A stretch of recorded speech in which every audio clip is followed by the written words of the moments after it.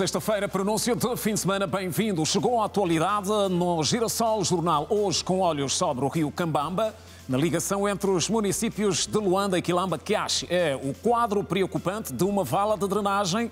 Boa noite, Quina.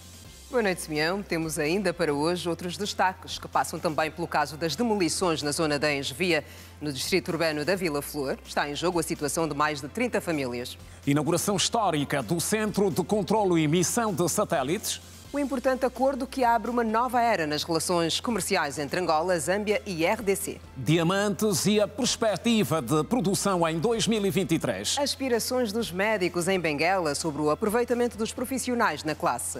Fique descansado que tem sempre desporto com novidades nacionais e internacionais.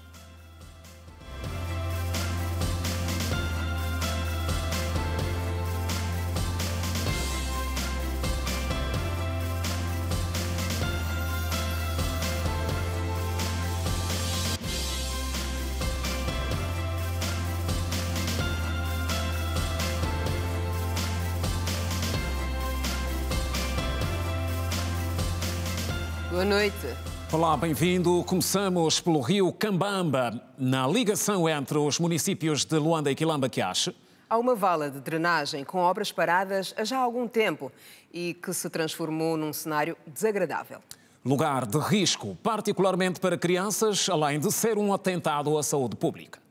Os cidadãos do bairro Balumuca, no Cacequel, no distrito urbano da Maianga, estão agastados com a insegurança, a quantidade de lixo, o mau cheiro, morte e as inundações provocadas pelo estado atual da vala de drenagem do Catinton, no rio Cambamba, nos últimos anos. Devido a esta situação, os moradores pedem uma intervenção urgente devido ao perigo que as crianças enfrentam todos os dias. Este cenário negativo, que infelizmente vê-se em tudo quanto é canto do país, é negativo. Por conseguinte, torna-se mais negativo quando o próprio ser humano, não só como dirigente, ou administrador, ou cidadão qualquer, vê e encara como se fosse uma coisa normal. A própria vala em si é uma fonte de doença. Por conseguinte, se vocês estenderem as vossas câmaras, não só nesta vala, mas nos outros cantos de Luanda ou de Angola, vocês vão ver que a rapaziada ou as crianças tomam banho, fazem desta água como se fosse uma água normal. Há muitas casas aqui que acabaram de desabar por causa da vala. Quando a água vem mesmo aqui, pronto, a água sempre entra nas casas. O Estado diz que iniciou a vala, até em dia de hoje nunca venha dar o acabamento da vala. E quando vem as crianças, quando vem já a chuva, pronto, aproveitam de começar a tomar o banho. Tanto que as pessoas vão a reclamar, mas não há de vir e dar mesmo acesso mesmo aqui, de dar a vala. O que nós queremos que o Estado tem que vir mesmo para dar o acesso desta vala, para dar o acabamento e abrir também uma estrada aqui, que sai daqui até lá no Benfica. Aqui sempre morrem crianças mesmo afogados.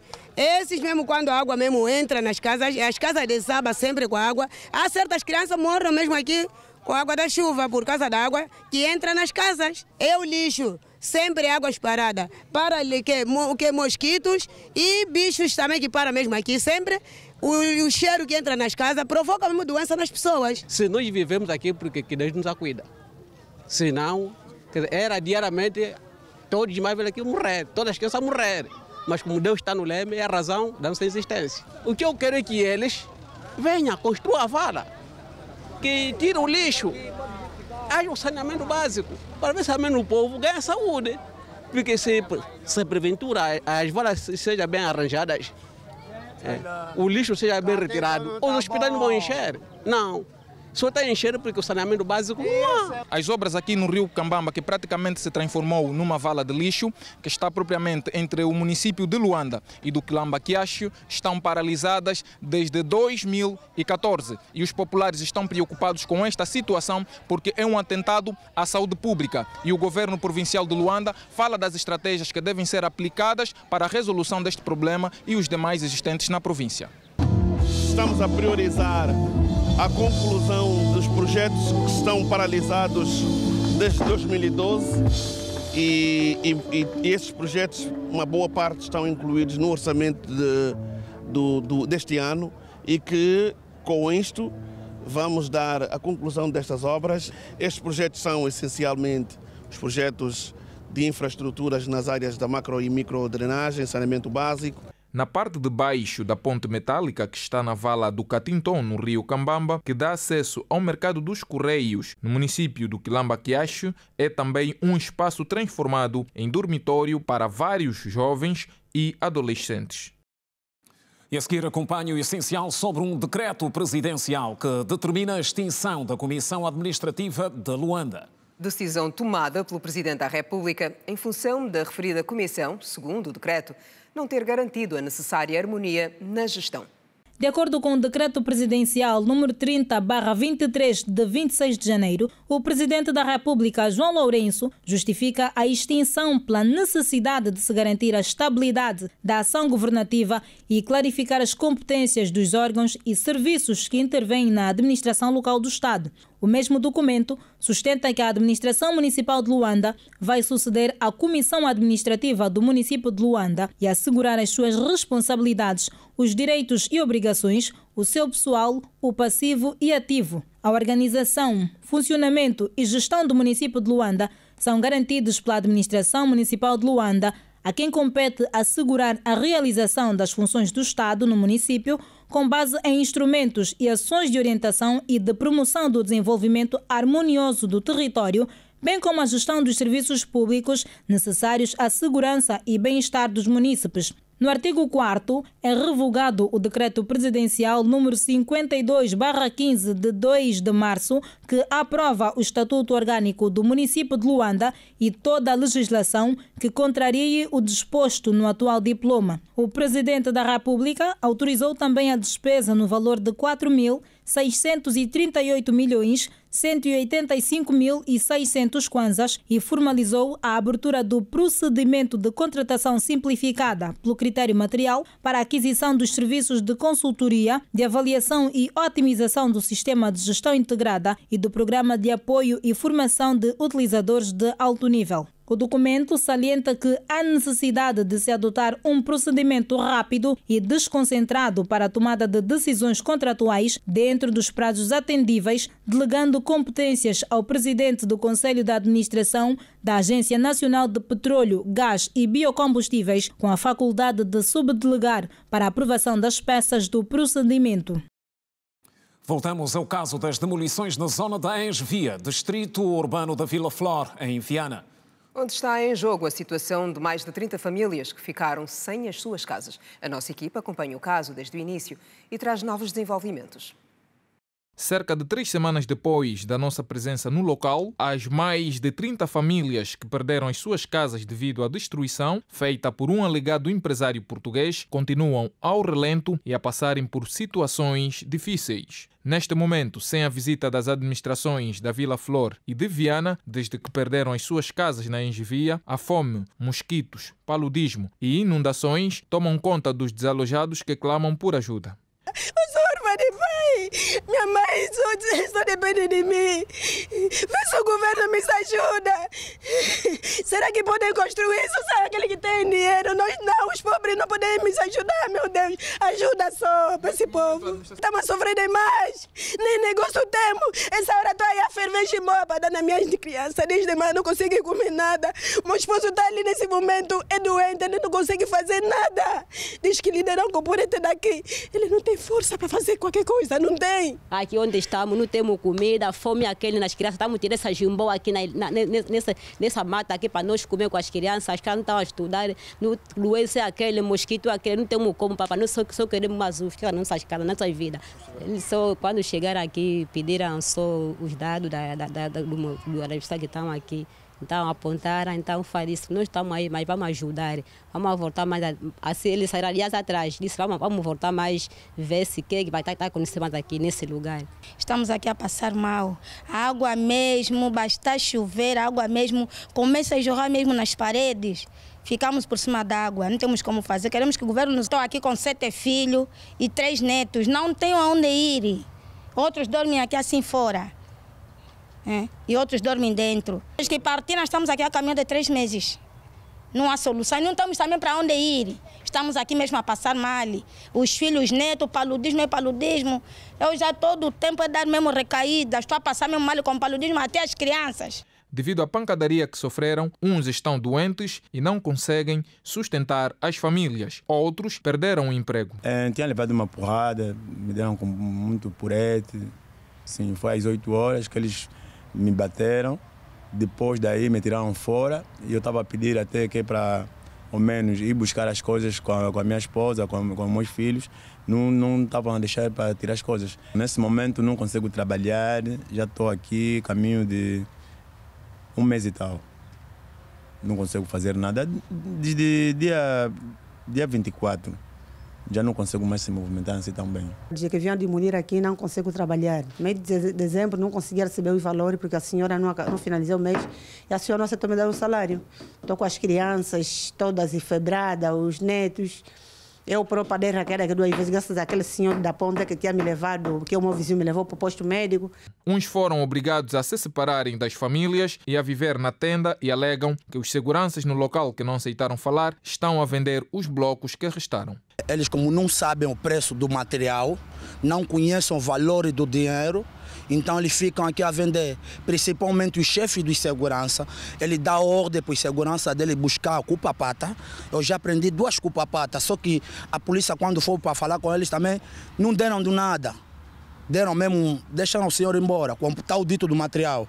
E estamos a viver sempre assim nessa situação. Certo.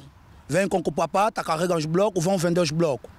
E eu fui perguntando lá no bairro, cada bloco está a vender 100 kwanza. Segundo o advogado das famílias, o caso já está no SIC geral e na Provedoria de Justiça, que já fez um inquérito às famílias. Contactamos a administração municipal de Viana e mais uma vez prometeu pronunciar-se nos próximos dias.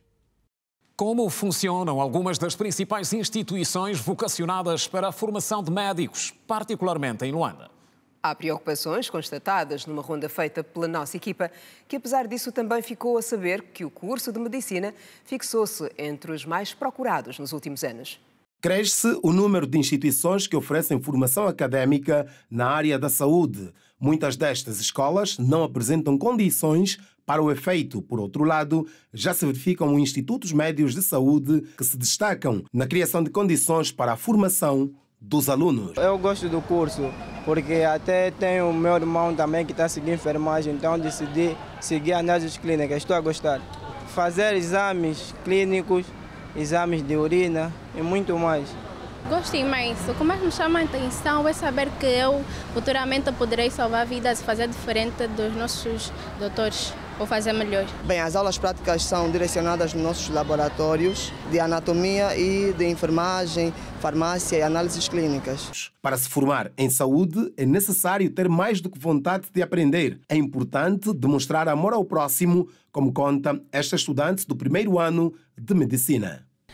Bastante, sim. Acho um trabalho muito difícil e muito digno, já que é uma profissão que coloca a vida das outras pessoas nas mãos dos médicos. Então, é um trabalho, acho que, muito digno. Conseguir um estágio profissional nem sempre é fácil, mas desistir é o que não pode acontecer. Para estas 2 estudantes finalistas de Medicina, os estágios são importantes e ajudam na aplicação prática do que se partilha na sala de aula. A nossa qualidade de formação dentro dos nossos parâmetros de profissionais de saúde é boa. Nós temos ótimos profissionais de saúde, temos sim laboratórios e todos eles em boas qualidades, com equipamentos suficientes para podermos aprender medicina. O estágio tem sido bom, muito bom. Temos aprendido bastante. E tem sido gratificante. Precisamos nos adaptar, uma rotina diferente, exige muito de nós, então foi um pouquinho difícil, mas agora já está tudo. O Sindicato dos Médicos reconhece algumas melhorias, mas refere que ainda existem desafios na formação em saúde em Angola. Quando digo uniformização, estou a dizer em termos de conteúdos, em termos de programação, e em termos daquilo que cada escola transmite. O que temos? Laboratórios. O que temos? Salas próprias para a formação do médico. Porque o médico tem que ter hospitais próprios para a formação, laboratórios para a formação e não só professores bem formados para tal. De Benguela chegam também opiniões de médicos que reconhecem os passos que o país tem somado na formação de quadros Mas sugerem que, por outro lado, se preste mais atenção ao aproveitamento dos mesmos. O Hospital Geral de Benguela acolhe diariamente mais de 200 pacientes por dia com diversas patologias. O número de médicos formados no país não é suficiente para a demanda populacional. O país está a formar médicos e em quantidades ainda ínfima para o número de população que Angola tem. Nós necessitamos sim de formar com qualidade mais médicos, mas também necessitamos de melhorar as políticas de inserção dos mesmos. Nós temos uma gritante falta de profissional médico e não só no Sistema Nacional. Alguns doentes abandonam as suas localidades à procura de melhores condições de assistência médica e medicamentosa no Hospital Geral de Benguela. O médico apela a mais concursos públicos para a inserção de novos profissionais. Infelizmente, até o momento, por falta de concursos públicos, estes médicos estão no desemprego. Mas há necessidade também de estimular estes profissionais, empregando-os para melhor e com brio continuarem a fornecer ou a dar assistência aos utentes que acorrem às unidades sanitárias espalhadas por todo o país. Os médicos são responsáveis por cuidar da saúde de todos, antevendo as possíveis doenças. A especialista fala da importância dos médicos na sociedade. O médico desempenha um papel muito importante na nossa sociedade, que é cuidar, salvaguardar a saúde dos nossos pacientes. A rede sanitária de Benguela é constituída por 26 centros de saúde, um centro materno-infantil, 3 hospitais municipais, 3 hospitais provinciais, 140 postos de saúde e 7 unidades de saúde. Foi hoje inaugurado pelo Presidente da República o Centro de Controlo e Emissão de Satélites. O empreendimento, que chega num momento particular da nossa história, está localizado na zona da Funda, em Luanda, e a sua exploração comercial já foi autorizada. Este é o centro que servirá para controlar a partir da Terra a joia espacial de Angola, o Angosat 2. Foi inaugurado na manhã desta sexta-feira pelo Presidente da República, João Lourenço. Este é um edifício inteligente, equipado com a mais moderna tecnologia deste século. Nos próximos dias começam os trabalhos administrativos para a venda dos serviços que vão ser prestados pelo Angosat 2. Está um trabalho bastante adiantado entre o GGPN, que foi autorizado nesta fase transitória, comercializar os serviços do Angosat 2 com o INACOM. É assim que nos próximos dias nós estaremos preparados para fazer o lançamento comercial oficial dos serviços do Angosat 2. Dá muitas possibilidades, e mesmo para a saúde e para a área social, porque nós, que eu saiba, nós já agora vamos instalar uma aparelhagem adicional que vai permitir não só mesmo utilizar esse satélite como um meio de reforço econômico. O Angosat 2 é uma infraestrutura, não é? Que vai permitir com que por via dela possamos levar os diferentes serviços mais rapidamente a diferentes pontos do nosso país. Portanto, é essa infraestrutura que está construída. Mas aqui há aspectos fundamentais e uma delas é, com ela, conseguimos transferir muito conhecimento para o nosso país. Esta infraestrutura tem um centro de tratamento de água, campo de antenas e controle automático da energia elétrica. A partir daqui será possível monitorar 3 satélites. O projeto Angosat prevê o lançamento em órbita de outros satélites com finalidades específicas. Quanto aos benefícios, o Presidente da República disse que não podemos olhar apenas para os custos, mas também para a qualidade dos serviços. Com o lançamento deste satélite e a sua entrada em funcionamento, Angola ganha em todos os pontos de vista. Portanto, vamos melhorar as nossas telecomunicações, a comunicação social, portanto, voz e imagem vão melhorar também, vão beneficiar deste importante projeto, a agricultura, a ciência de uma forma geral, a educação. Portanto, podemos considerar este projeto como determinante para o desenvolvimento da Angola daqui para o futuro. O ANGOSAT 2 tem cobertura para todo o continente africano e uma parte da Europa. Angola assume o compromisso de daqui para frente trabalhar para a construção de mais 2 satélites. A capacidade financeira arranja-se, tudo em função da importância que nós damos ao projeto. Nós consideramos que o projeto é de extrema importância. Este centro pode comportar até 3 satélites. Portanto, os outros 2 vão ter que ser adquiridos ao longo do tempo. Portanto, é uma questão de programação. Se não há capacidade hoje, haverá amanhã. Portanto, o que vale é a intenção de completar o projeto. Ele não está completo e assumimos o compromisso de completá-lo, não importa quanto tempo levar.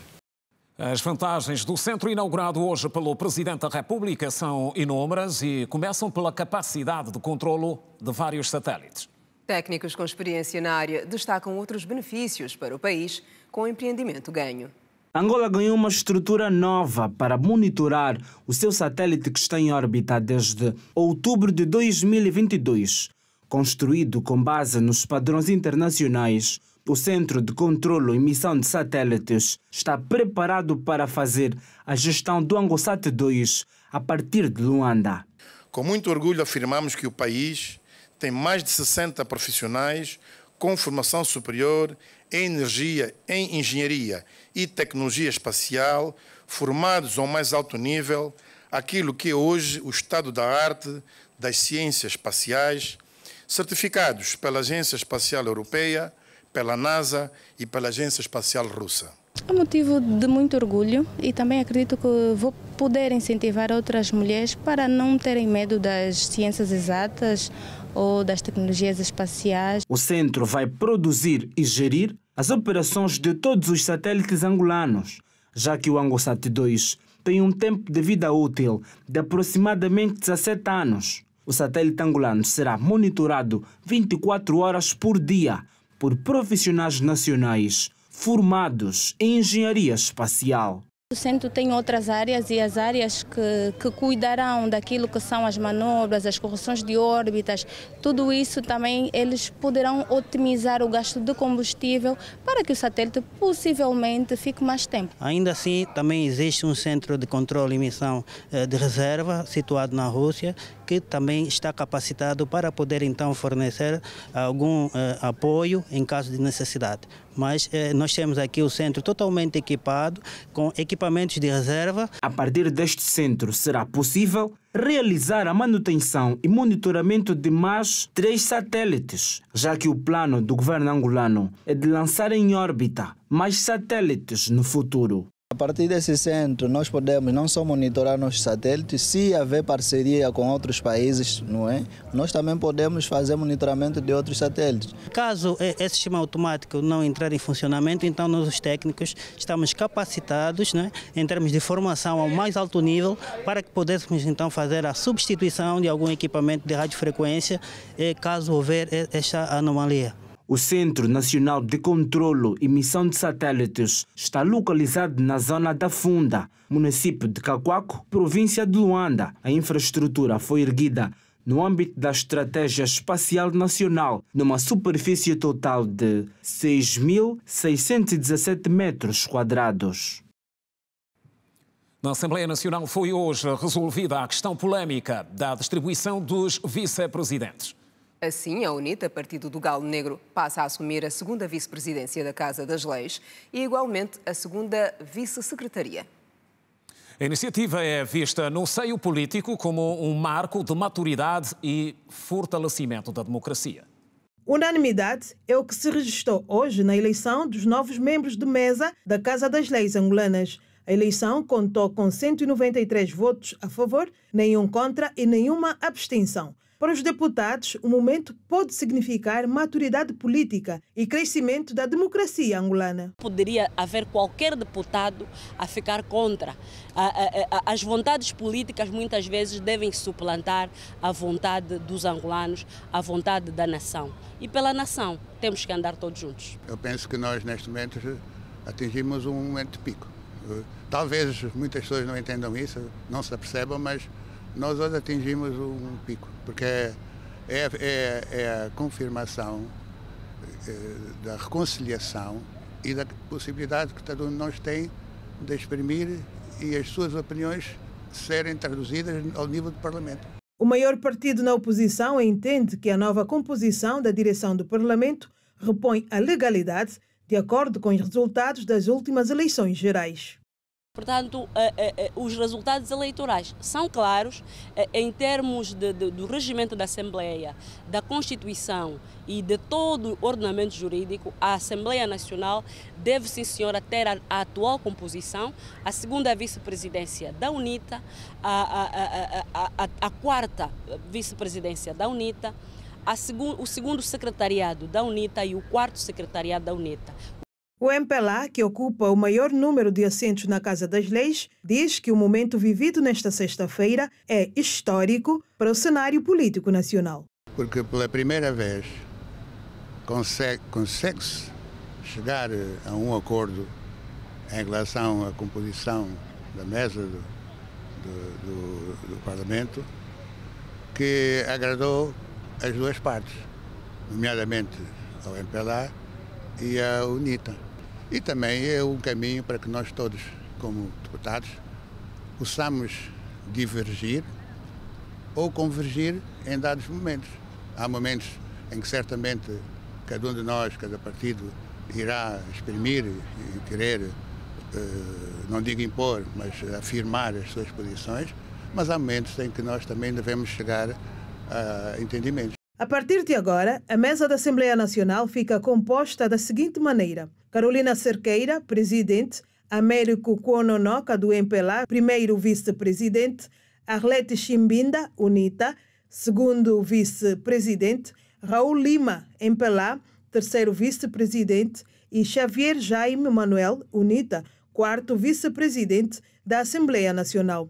Foram também eleitos os deputados Manuel Lopes Muniz Dembo, do MPLA, Amélia Judite Ernesto, da UNITA, Rosa Branca da Cunha Cardoso Albino, do MPLA, e Ernesto da Costa Kassongo, UNITA, para os cargos de primeiro, segundo, terceiro e quarto secretários de mesa da Assembleia Nacional. E hoje foi igualmente assinado o acordo tripartido de facilitação do corredor do Lubito. Considerado estratégico no plano de diversificação da economia e fomento das trocas comerciais entre Angola, Zâmbia e RDC, um momento também testemunhado pela nossa equipa.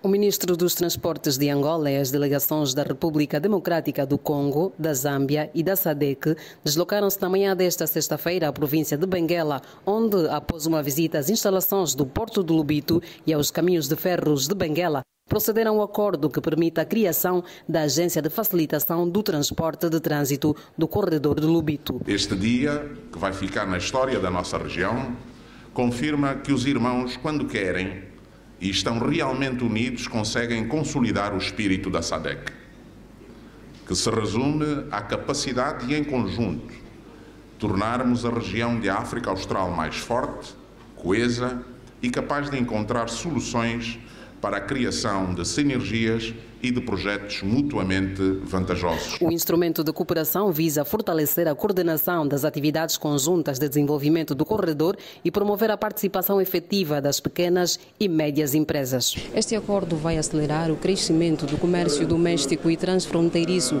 ao longo do corredor que atravessa os 3 países da África Austral. Grande parte das cargas para a República Democrática do Congo ou mesmo para a República da Zâmbia vêm fundamental por via rodoviária e dos portos da costa oriental do continente. Ora, o caminho mais próximo para de facto conseguirem aceder a esses produtos é sem dúvida o corredor do Lubito. Portanto, e a partir daqui conseguirmos chegar às zonas centrais destes mesmos países, baixando os custos do transporte, baixando os custos para o utilizador final daquilo que forem as mercadorias que circularem no corredor. O acordo tripartido vai possibilitar a criação de mais de 950 novos empregos e pretende atingir nos próximos meses 1.600 empregos diretos por via da contratação de novos quadros saídos de alguns centros de formação regional. O corredor do Lubito, redesenhado com suporte tecnológico para minimizar acidentes e optimizar o sistema de transporte de cargas e passageiros, estende-se desde o porto de Lubito, passa pelas províncias de Benguela, Huambo, Bié e Mochico. Abrange as áreas de mineração da província de Katanga, na República Democrática do Congo, e Copperbelt, da Zâmbia. O ano passado não foi de números positivos em termos de arrecadação de receitas. Com diamantes, os balanços apontam para uma queda de 4,2%. As autoridades esperam um pouco mais em 2023. Em termos de produção, Catoca continua a liderar a fasquia.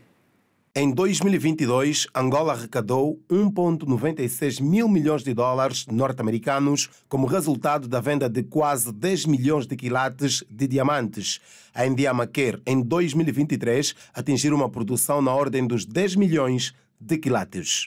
Nós, em 2022, nos situamos em cerca de 9 milhões de quilates e a intenção deste ano é passarmos para cerca de 12 milhões de quilates. E para o efeito estamos a contar com a melhoria operacional de algumas minas existentes, como também ver se ainda este mês e aí para o segundo semestre do ano, ver se começamos a ter as primeiras produções da mina do Luela também, né? Por outro lado, Ganga Júnior reafirma que neste ano começa a funcionar a Bolsa de Diamantes de Angola. Neste preciso momento estamos a concluir o trabalho das instalações, onde provisoriamente vai funcionar a Bolsa, como também do ponto de vista dos procedimentos, etc., e da organização, também estamos a dar os acertos finais com contactos com algumas instituições. Mesmo na semana passada tivemos uma equipa da Indiama, da Sodiama, do próprio Ministério, também estiveram já no Dubai. Na próxima semana devemos estar também no Botsuana, no sentido de ver um bocado mais o que está a ser feito nesses países, e nós esperamos então que ainda este ano possamos dar início à Bolsa, né? Quanto às exportações, o país arrecadou um valor bruto acima dos 1.000 milhões de kwanzas. Entre os principais compradores do diamante angolano, no ano passado, destaca-se os Emirados Árabes Unidos, com mais de 60%. As exportações realizadas em 2022 totalizaram cerca de 8,83 milhões de quilates, o que fez um valor bruto de quase 1,95 mil milhões de dólares americanos. Em comparação com o ano anterior, observou-se um incremento do volume exportado de aproximadamente 1,38%. Os principais destinos das exportações de diamantes foram os Emirados Árabes Unidos, com cerca de 67,9%, a Bélgica, com 21,25%, e a China, com 10,82%. A companhia Catoca, uma vez mais, liderou a exploração da pedra preciosa em Angola. A produção de diamantes foi de aproximadamente 2,65 milhões de quilates, dos quais 2,63 milhões referem-se à produção industrial. Tanto durante este período, a empresa Catoca foi a que mais produziu, tanto com cerca de 46,2% da produção total. Portanto, já relativamente ao ano de 2022, o país produziu cerca de 8,75 milhões de quilates. Deste volume, 8,71 milhões de quilates são provenientes da produção industrial e o resto da produção semi-industrial. Angola exportou mais de 8 milhões de quilates de diamantes durante o ano de 2022. Cabo Verde é o país mais livre e democrático em África, afirma a organização não governamental. É um dos assuntos em destaque na atualidade internacional. Acompanha também outros desenvolvimentos com Emília Pascoal. Olá, Emília, boa noite. Boa noite, Kina e Simeão. Boa noite a todos. Cabo Verde foi o país africano considerado mais livre em África pela organização não-governamental Freedom House. A ONG indica que Cabo Verde tem uma democracia estável. A organização indica ainda que as liberdades civis são respeitadas, mas a pobreza e a corrupção têm enfraquecido as instituições. Entre os principais problemas do país está a imparcialidade para as mulheres e os trabalhadores migrantes. Outras notas internacionais acompanhem. As autoridades do Ruanda informaram nesta quinta-feira que emitiram vários alertas para um caça-jato da vizinha República Democrática do Congo antes de dispararem contra ela. Um vídeo divulgado nas redes sociais congolesas mostrou um projétil a atirar contra o avião militar antes de explodir. O Congo descreveu o movimento do Ruanda como um ato deliberado de agressão que equivale a um ato de guerra destinado a minar um acordo de paz para encerrar uma ofensiva do grupo rebelde M23. Uma inundação repentina causada por fortes chuvas varreu um prédio na Nova Zelândia nesta sexta-feira. O gerenciamento de emergência do país informou que as partes norte, noroeste e oeste da cidade foram afetadas por inundações significativas. As condições devem piorar devido às chuvas torrenciais. A agência aconselhou os residentes a prepararem-se para evacuar em qualquer momento. O porta-voz do Kremlin, Dmitry Peskov, afirmou nesta sexta-feira que os Estados Unidos podem colocar um fim ao conflito se estivessem dispostos a direcionar a Ucrânia neste sentido. Peskov destacou que o presidente norte-americano, Joe Biden, tem a chave para que a guerra possa terminar, ainda que não esteja disposto a usá-la, até porque, contrariamente, o país encontra-se a enviar armas para a Ucrânia, adiantou o responsável. Mais de 160 pessoas morreram este mês no Afeganistão devido à onda de frio e aos incêndios em várias partes do país, informaram as autoridades nesta quinta-feira. Os recentes incidentes de frio, fogo e inalação de gás incendiaram 50 casas e mataram 70 mil cabeças de gado. Nos últimos 15 dias, o centro, norte e noroeste do país da Ásia Central foram atingidos por um frio escaldante. Explosões foram ouvidas em Gaza depois que militares palestinos dispararam 2 foguetes em direção ao sul de Israel. Poucas horas depois, os militares de Israel disseram ter realizado ataques na faixa de Gaza. Testemunhas palestinas afirmaram que as aeronaves de Israel tinham como alvo o campo de treinamento de Hamas.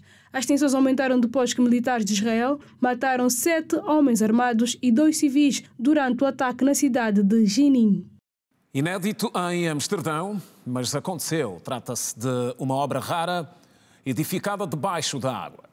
É o primeiro estacionamento subaquático de bicicletas já inaugurado na cidade holandesa e será aberto ao público amanhã. A cidade, conhecida pelas ciclovias e ciclistas, quer diminuir o número de bicicletas estacionadas nas ruas e calçadas. Amsterdão inaugurou nesta quarta-feira o primeiro estacionamento para bicicletas subaquático. O projeto custou 60 milhões de euros e demorou 4 anos para ficar pronto. O estacionamento tem a capacidade para 7 mil bicicletas. O local vai funcionar todos os dias da semana e vai ser gratuito nas primeiras 24 horas. O local fica abaixo da estação central e vai dar acesso direto aos passageiros que forem apanhar o metro. A ministra da Infraestrutura e Gestão de Águas, Viviane Eugène, afirmou que metade dos passageiros chegam ao local de bicicleta e, por isso, a cidade investe em estacionamentos que sejam seguros e de fácil acesso. A proposta é diminuir o número de bicicletas estacionadas nas ruas e calçadas da cidade, afirmou a ministra. Da nossa parte, também é tudo por hoje. O nosso encontro está marcado para amanhã, à mesma hora. Até lá. Boa noite, estamos juntos.